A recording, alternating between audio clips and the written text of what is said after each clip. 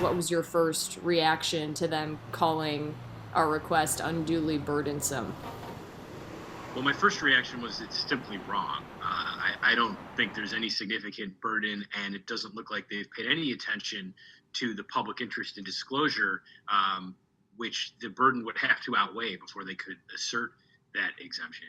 My second reaction was I wish I was surprised, but unfortunately, this is symptomatic of widespread problems in state and local government in Illinois with public bodies that disregard the requirements of the Freedom of Information Act. Public bodies often claim that it is too burdensome to produce records, and very often when those cases go to court, they're unable to prove that. A lot of the alleged burden here could be alleviated by use of simple tools that are available through Adobe.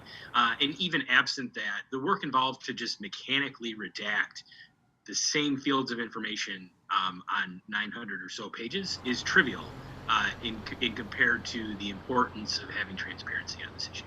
In Illinois and everywhere, statutes say that transparency is a primary obligation of the government. And it sounds like this agency hasn't read that part of the statute or doesn't find it important. But it is important.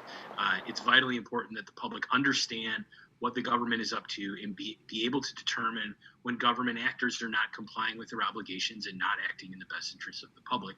And the best way to do that is through access to records. We've seen time and time again that government agencies and other government actors, when they're allowed to act in secret, will make bad decisions that are not in the best interest of the public. And so whenever public officials hide information like this, we should be asking ourselves, why are they hiding this? Why won't they just turn it over? What do they have to hide?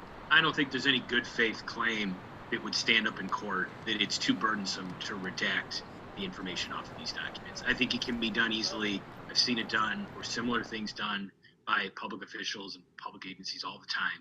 So this doesn't seem to be a claim that has any basis in reality. People have a right under the law to government records except in limited circumstances, and that right gets abused very often. That seems to be what's happening here, and people shouldn't stand for it.